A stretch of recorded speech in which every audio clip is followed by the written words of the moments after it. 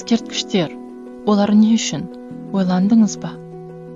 Адам өмірінде ескерткіштердің маңызы зор.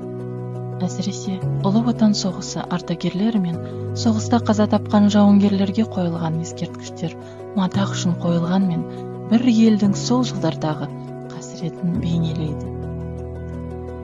Тасай ауылында сондай бір ескі ескерткіш бар. Бұрынғы Новотроицкий совхозында Ұлы Отан соғысына қатысқандар құрметіне орнатылған стелла туралы айтатын боламыз. Стелла Ұлы Отан соғысының 30 жылдығына орай ашылған. 1975 жылы Новотроицкий совхозының төрағасы Гусев Петр Николаевичтің бастамасымен Ұлы Отан соғысына қатысқандар құрметіне стелла орнатылды. Авторы Демир Али Алиевич, ол кісінің алғашқы студенттік туындысы.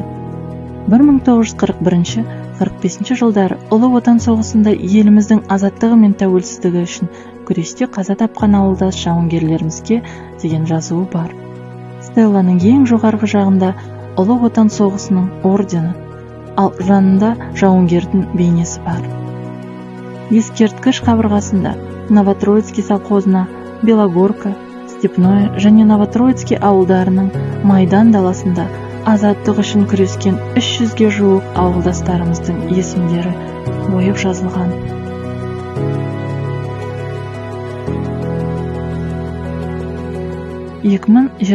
жылы Ұлы Отан соғысының 75 жылдығына орай стелланың авторы Али Алиевич өз қолымен қалпына келтіру жұмыстарын жасады. Және 2017 жылы ескерткіш қоршау жұмыстары өткізілді. Майданға өңірімізден аттанғандардың 238 жауынгер елге қайта оралмаған.